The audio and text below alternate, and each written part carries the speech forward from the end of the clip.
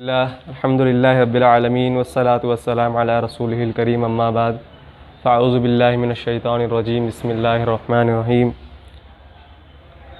लक़द ख़लक़नल इंसाना फ़ी अहसनि तक़वीम सुम्मा रददनाहु अस्फ़ला साफ़िलीन सदक़ल्लाहुल अज़ीम रब्बि इश्रह ली सदरी व यस्सिर ली अमरी वहलुल उक़दतम मिन लिसानी यफ़क़हू क़ौली अल्लाहुम्मा अरिनल हक़्क़ हक़्क़न वरज़ुक़ना इत्तिबाअहू व अरिनल बातिला बातिलन वरज़ुक़ना इज्तिनाबा आमीन या रब्बल आलमीन। अस्सलामु अलैकुम वरहमतुल्लाहि वबरकातुहू।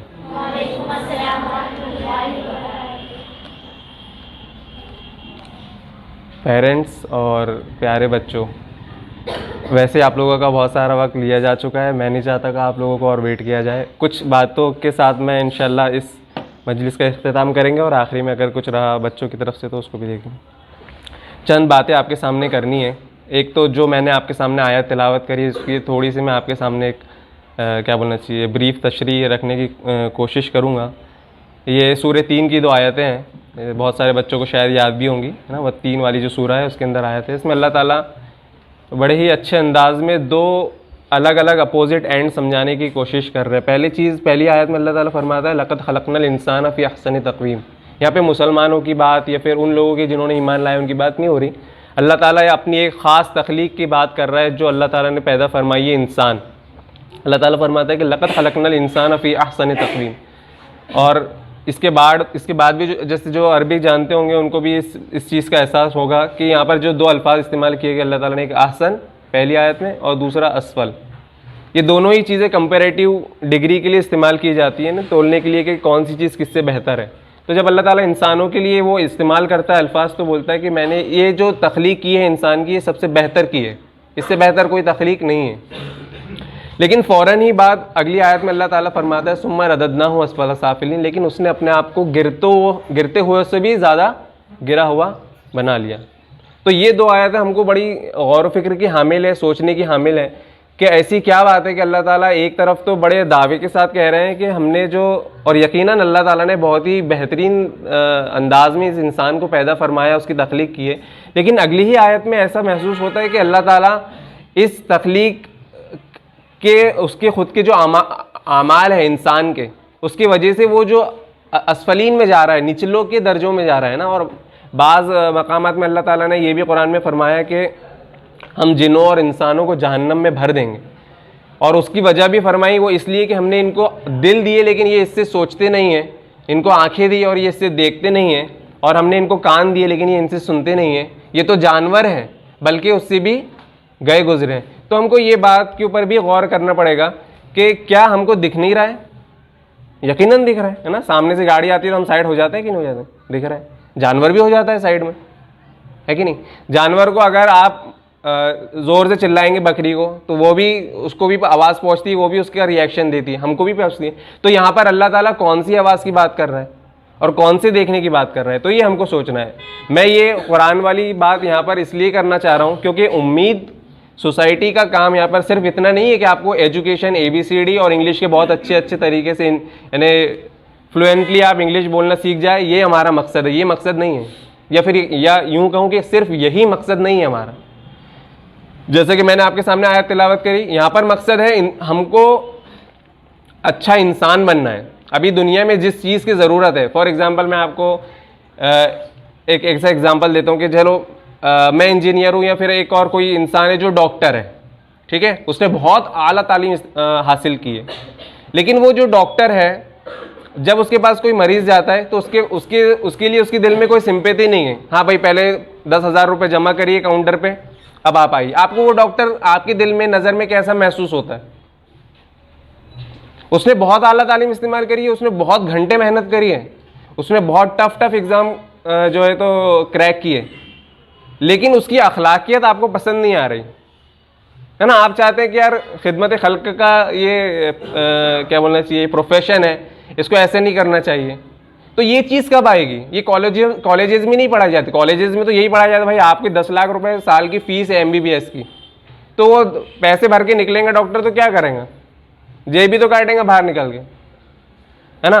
तो हमको ये समझना पड़ेगा कि सिर्फ तालीम हासिल करना, यानी कि जिसको बोलते हैं लिटरेसी, यानी हमने पिछली भी क्लासेस में इस चीज़ की डिफ्रेंसिएशन करी कि लिटरेसी अलग चीज़ होती है और एजुकेशन अलग चीज़ होती है ना। सिर्फ पढ़ना लिखना आ जाना ये होता है लिटरेसी, है ना। आपको अगर कोई चीज़ पढ़ते लिखते आती है तो उसको बोलते हैं कि आप लिटरेट हैं, लेकिन आपके अंदर अखलाकियत नहीं है, आपके अंदर इंसानियत नहीं है, आपके अंदर सिंपैथी नहीं है, आपके अंदर एम्पैथी नहीं है, तो आप एजुकेटेड नहीं है।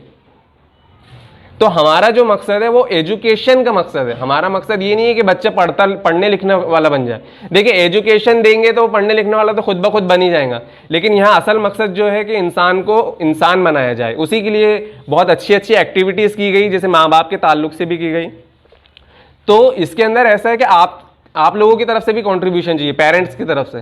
तो आप भी इस चीज़ को समझिए कि हमको हमारे बच्चों को सिर्फ पढ़ता लिखता रोबोट नहीं बनाना है ना। उन लोगों को इंसान बनाना है। जब तक कि वो इंसानी हमदर्दी उनके अंदर पैदा नहीं होगी। फॉर एग्जांपल उनके ही आपस के जो दोस्त लोग हैं, अगर उनके अंदर एक दूसरे के लिए हमदर्दी नहीं होंगी तो आगे चल के भी मतलब वैसे अच्छे इंसान नहीं बन पाएंगे। वो भी यही सोचेंगे कहाँ मेरा फ़ायदा हो रहा है, कहाँ मैं धोखा देने वाला बन जाऊँ।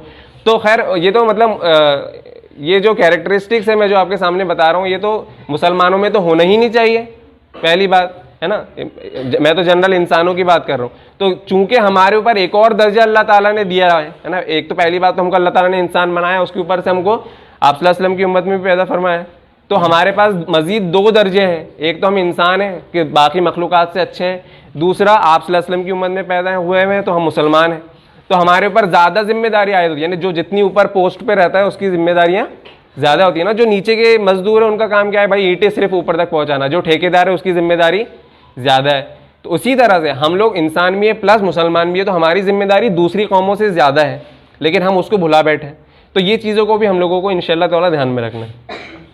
अब आते हैं एजुकेशन की चीज़ पे। तो जैसे कि आप लोगों को अभी यहाँ पे NMMS वाली जो एक कॉम्पिटिटिव एग्ज़ाम है, जिसके पास होने पर जो है तो स्कॉलरशिप वगैरह दी जाती है ना, वो वाली हुई।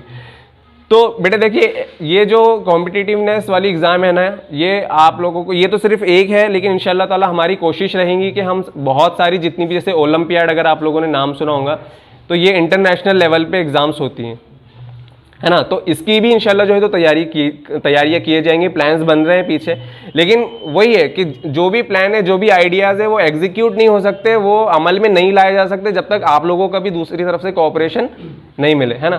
तो एक और चीज़ मैं आपको जो बताना चाहता हूँ कि जैसे यहाँ पर जो बच्चे हैं 8वीं क्लास में, तो अगर आप पढ़ रहे हैं, आपके भाई बहन नहीं पढ़ रहे हैं, तो ये आपकी जिम्मेदारी है माँ बाप से ज़्यादा। पूछे क्यों, है ना। फॉर एग्जाम्पल मैं हूँ, अगर मेरे 3-4 भाई बहन हैं, वो लोग नहीं पढ़ाई कर रहे हैं, मेरे माँ बाप उनको पढ़ाने की कोशिश कर रहे हैं लेकिन फिर भी नहीं पढ़ रहे हैं, ठीक है। अभी अब मेरे फॉर एग्जाम्पल जब मैं अगर 8वीं में क्लास में रहूँ तो मेरे वालिद की उम्र लेट्स से 40 साल है ना। 20 साल और रहेंगे वो, या 30 साल और रहेंगे, है ना। उसके बाद मेरे को किनको झेलना है, वो अनपढ़ भाई बहनों को झेलना है ना। कल खुदा ना खास्ता प्रॉपर्टी के कुछ मसले होंगे तो वो अनपढ़ भाई बहनों को मुझे झेलना है। तो माँ बाप तो चले जाएंगे, लेकिन आपकी जिम्मेदारी और मजीद बढ़ जाती है कि आपके जो भाई बहन हैं उनको भी आपको लेके चलना है। अगर आप पढ़े लिखे हो जाएंगे, अगर वो अनपढ़ रह गए ना, तो ये एक और नई मुसीबत पैदा हो जाने वाली 30-40 साल बाद। तो उस चीज़ का भी ध्यान रखें, है ना। तो ये आप लोगों के लिए मोटिवेशन है कि आप सिर्फ अकेले ना पढ़ें, बल्कि अपने भाई बहनों को भी पढ़ने की जो है तो तरगीब दें। खैर, मैं जिस चीज़ के ऊपर आ रहा था, कॉम्पिटिटिव एग्ज़ाम। तो ये कॉम्पिटिटिव एग्ज़ाम जो है ये आप लोगों की जो स्किल्स है उसको बेहतर बनाते हैं ना। देखिए आप 8th क्लास के अंदर पढ़ते हैं, कुछ सब्जेक्ट हैं, जैसे आप रियाजी पढ़ते हैं ना, उसके अंदर मसावात है, फिर स्टैटिस्टिक्स है, प्रोबेबिलिटी है ना, ये छोटी छोटी चीज़ें वहाँ पे आखिरी में क्वेश्चन आंसर भी आप वो करते हैं और जो है तो उतना जितना बुक में लिखा है उतना सीख जाते हैं। कॉम्पिटिटिव एग्जाम से क्या होता है, आप जैसे फॉर एग्जांपल आप कौन कौन सी स्कूल से हैं यहाँ पर हरीरपुरा और नेशनल। अब फॉर एग्जांपल हरीरपुरा के टीचर्स अलग हैं, आपकी स्कूल के टीचर्स अलग हैं। इनको इनके टीचर जिस तरीके से पढ़ाते हैं, हो सकता है आपको आपकी टीचर्स वैसे नहीं पढ़ाते होंगे। कॉम्पिटिटिव एग्जाम से क्या होता है, अब जैसे आप उम्मीद के प्लेटफॉर्म पे आए, यहाँ पर एक नया टीचर मिलेगा आपको, अब वो ये वाले बच्चों को भी उसी तरीके से पढ़ाएंगा जो अलग स्कूल से आए, ये वाले बच्चों को भी उसी तरीके से पढ़ाएंगा। तो इससे क्या होगा, आइडियाज़ का एक्सचेंज होगा, है ना। आपको लगेगा नहीं यार सर मैंने तो ट्रिग्नोमेट्री को इस तरीके से पढ़ के आई थी, है ना। ये बच्चे बोलेंगे नहीं हमारे टीचर ने तो इस तरीके से पढ़ाया था, यहाँ पर जो टीचर आएंगे वो नए तरीके से पढ़ाएंगे। तो आपने कितने तरीके से सीख लिए। फॉर एग्जांपल अगर आप नेशनल यानी हरीरपुरा वाले नेशनल वालों से दोस्ती कर लें, नेशनल वाले हरीरपुरा से कर लें, तो यहीं पर ही 2 टीचर बन गए, है ना, आपको अलग तरीके से पढ़ाए, आपको अलग तरीके से पढ़ाए, यहाँ पर जो टीचर आके पढ़ाएगा वो अलग तरीके से पढ़ाए। तो आपने एक ही टॉपिक को कितने तरीके से सीख लिया? 3 तरीके से सीख लिए। तो यही चीज़ है, आपका जहन जितना ज़्यादा खुलेगा आप उतने ज़्यादा खुद ब खुद इंटेलिजेंट होते जाएंगे, है ना। किसी चीज़ को आपने एक बार जैसे रट लिया कि हाँ इसको ऐसे ही बनाया जाए, फॉर एग्जाम्पल रोटी को कैसे बनाया जा सकता है? आटे को गोलेंगे आप और क्या करेंगे? बेलन, है ना, गोल बन जाएंगी। कितने लोगों से परफेक्ट गोल बनेंगी? कोई नहीं बेलता घर में। अगर फॉर एग्जाम्पल मेरे को बोल दिया जाए कि रोटी बेलना है गोल, अब मैं क्या करूं? मैंने तो कभी बेलन ही नहीं पकड़ी हाथ में, तो अब मैं जाऊंगा वैसे बारीक कोर का वो उठाऊंगा तपेला, है ना, पहले कुछ बेल दूंगा, ऐसा वो रख दूंगा तपेला, कितनी परफेक्ट गोल बन गई। तो आपको एक टॉपिक के अगर जितने ज़्यादा तरीके पता रहेंगे आप उतने ज़्यादा इंटेलिजेंट रहेंगे और इतना इफिशिएंट काम करेंगे। तो ये चीज़ सीखना है आपको। ऐसे नहीं कि मैंने एक बार हाँ मैंने पढ़ लिया भाई sin square theta plus cos square theta equal to 1 होता है, खत्म, ऐसे नहीं है। क्यों हुआ ऐसा? इसके और क्या फार्मूले बन सकते हैं? ये सारी चीज़ें जब तक आपके अंदर नहीं आएंगी, जो नई चीज़ को सीखने की, एक ही चीज़ को अलग अलग तरीके सीखने की, जब तक कि आप वहीं के वहीं रहेंगे, है ना। आपने भी देखा होगा कि क्लास का एक टॉपर है, वही टॉप करते रहता है हमेशा, है ना। एक बच्ची है या बच्चा है, उसी के ही परसेंट आते हैं, बाकी सब वही 60-70, एक के 80 चाहते हैं, बाकी सब 60-70 पे रहता है। ऐसा क्यों? कभी हमने ऐसे क्यों नहीं सोचा कि अगले साल के जो रिजल्ट लगेंगे या अगले महीने के जो यूनिट टेस्ट होंगे उसके जो रिजल्ट लगेंगे उसमें मेरा नंबर ऊपर आ जाए। तो आपको उसी चीज़ को जो वो सामने वाला कर रहा है उसको अलग तरीके से करना पड़ेगा, ठीक है। तो एक चीज़ तो यहाँ पर आप ये भी करें कि जो पढ़ाया जा रहा है सिर्फ वैसे नहीं पढ़े, बल्कि जैसे अब तो यूट्यूब है, आप लोगों के घर में स्मार्टफोन भी होंगे, तो आप उसका अच्छा इस्तेमाल करें उस टेक्नोलॉजी का, है ना। उसके नुकसानात भी हैं और उसके फ़ायदे भी हैं, तो आप फ़ायदों की तरफ जाएँ, ठीक है। और आखिरी बात मैं जो जाहिद भाई ने बोले कि यही हम लोग एक सोच रहे थे आइडिया, ये पूना में चल रहा है अभी, तो मैंने जाहिद भाई से बताया कि हम लोग इसको इस तरह से भी कर सकते हैं। सुनने में थोड़ा पेरेंट्स को लगेगा कि यार ये क्या कर रहे हो आप लोग, हमारे बच्चे तो इतनी मेहनत से तो हमने 8वीं तक के पहुँचाए हो, अभी आप बोल रहे हो कि यार पहली का मैथ्स पढ़ाएंगे, दूसरी क्लास में पढ़ाएंगे। तो वो ऐसा नहीं रहेगा कि मतलब पूरे बच्चे जो है तो पहले पढ़ेंगे। उसके अंदर देखिए फॉर एग्जाम्पल उसके पीछे का रीज़न क्या है। जैसे कि आप बच्चे, आपके 7th में कितने 6th में कितने परसेंट आए थे, याद है आपको? नहीं याद है। 6th में किसकी परसेंट कितने आए थे, किसी को याद है? बोलो बेटे। 92। माशाल्लाह। तो इनके कितने परसेंट आए? 92। इनके कितने परसेंट कम आए? 8% कम आए, है ना। यानी इनको अगर समझ लो 100 नंबर लाने थे, उसमें से इनको 92% का आया मैथमेटिक्स या फिर पूरा कोर्स जो भी है, 8% का नहीं आया। सही बात है। लेकिन अब क्या हुआ, ये गए 7th में, ठीक है। अब 7th की आप बुक उठाएंगे, 7th की बुक उठाएंगे, उसमें लिखा रहेगा कि आप 6th क्लास में ये पढ़कर आ चुके हैं, ठीक है। तो वो 7th क्लास की बुक ये मान के चलती है कि 6th क्लास में बच्चे के पूरे 100% हो चुके, है ना। 7th क्लास में वो ये मान के चलती है कि 6th में बच्चे के 100% पूरे हो चुके हैं। तो हम यही कोशिश कर रहे हैं कि अब क्या किया जाए कि हम बच्चों के पूरे 100% क्रिएट करें, लेकिन वो इतनी आसानी से होंगे नहीं। तो उसके लिए इंशाल्लाह हम मेहनत कर रहे हैं, कोशिश कर रहे हैं। उसमें आप लोगों का कोऑपरेशन, आप लोग डीमोटिवेट ना हो।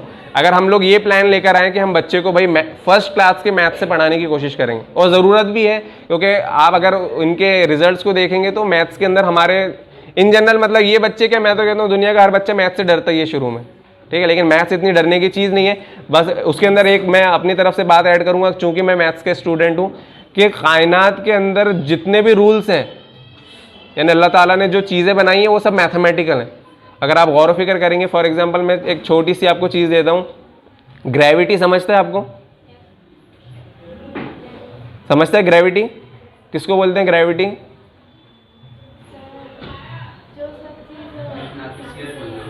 हाँ, मकनासियत ना, मकनातिस समझता है ना वो। यानी दुनिया, ये ज़मीन जो है उसकी कशिश है पकड़ने की, ठीक है ना। जैसे मैं ये पैर उठाता हूँ तो ये वापस नीचे जाता है। अच्छा, आपने कभी चांद वाले वीडियो देखे हैं क्या? जैसे अगर आप पैर उठाओगे ना तो वहाँ टेबल पे रखोगे दूसरा पैर, चांद पे अगर उठाओगे तो। ऐसा क्यों? क्योंकि वहाँ का जो ग्रेविटेशनल पुल है वो बहुत कम है। तो आप, और ये एग्जैक्ट है 9.8 है ना, ये है ना 9.8 है ना ग्रेविटी का, जी की वैल्यू, है ना। तो अगर 9.8 से 9.7 हो गया तो आप ऐसे कदम नहीं रख सकते दुनिया में। आप सोचो पूरी सब चीज़ें चेंज हो जाए, ये बाजी कुर्सी लेके बैठे और कुर्सी पीछे से सरक जाए, 9.8 नहीं रहे तो, है ना, कितना मुश्किल हो जाए। तो आप गौर करिए अल्लाह ताला ने कितनी बिल्कुल परफेक्शन के साथ चीज़ें बनाई है कि नहीं। तो कहाँ से बात स्टार्ट हुई थी? मैथमेटिक्स से। तो ये इंशाल्लाह ताला हर सब्जेक्ट के लिए नहीं रहेगा, पहली से लेके 8वीं तक के। तो वो 2 घंटे 2 साल वाली जो बात है कि 2 घंटे आपको देने हैं 2 साल तक, 8वीं और 9वीं, ठीक है। तो 8वीं और 9वीं के इंशाल्लाह ताला हम लोग जो है तो फर्स्ट क्लास का आपका मैथमेटिक्स 9 तक के कंप्लीट करा देंगे और 10th में आप इंशाल्लाह ताला उसके हिसाब से परफेक्ट हो जाएंगे। तो ये एक प्लान है इंशाल्लाह, उसके ऊपर कोशिश की जा रही है।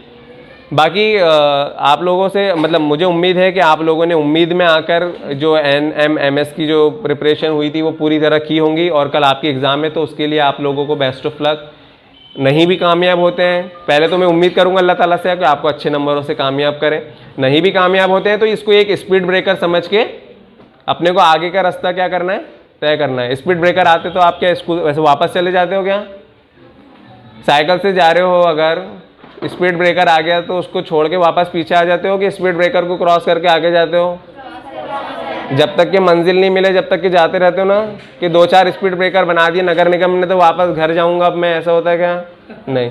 तो ये सारी चीज़ें जो रुकावटें क्या हैं आपके लिए, स्पीड ब्रेकर्स हैं, इससे घबराने का नहीं है ना। वो एक बहुत फेमस हुआ है स्टेटमेंट उसका अपने पड़ोस के मुल्क के प्राइम मिनिस्टर के, आपको घबराना नहीं है, कितनी भी मुश्किलें आ जाएं आपको घबराना नहीं है, ठीक है। तो इंशाल्लाह हमारी तरफ से मेहनतें हैं, कोशिशें हैं, आप लोगों की तरफ से ख़ासतौर से पेरेंट्स की तरफ से ये चाहिए मुझे कि आप लोग कोऑपरेट करें अपने बच्चों को। देखिए क्या होता है कि हम लोग शॉर्ट टर्म गोल्स रखते हैं ना, बहुत करीब के गोल्स रखते हैं कि भाई 12वीं हो जाए चलो बच्ची का निकाह कर दो, बच्चे का 12वीं हो जाए चल भाई तू जा काम पे लग जाए, ऐसा करे।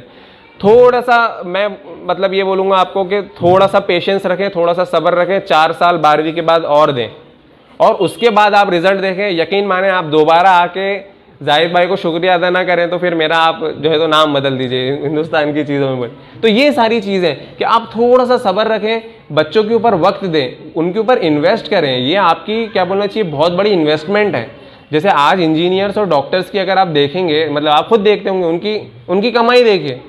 मैं ये नहीं बोल रहा कि अपने भी बच्चों को उसी तरीके से बनाओ कि भाई जाओ जेब काटो, मतलब जेब काटो इन द सेंस ये आया भाई हाँ चलो इससे भी पैसा लो उससे पैसा। लेकिन आप देखिए इल्म से डेफिनेटली आज की दुनिया ऐसी हो चुकी है, मादा परस्त दुनिया हो चुकी है कि वो एजुकेशन के बगैर सोर्स ऑफ इनकम उस तरीके का बनाना बहुत मुश्किल है, ठीक है। या तो फिर आपके पास ऑलरेडी पहले से इतने कैपिटल हो कि आपका बड़ा बिजनेस हो।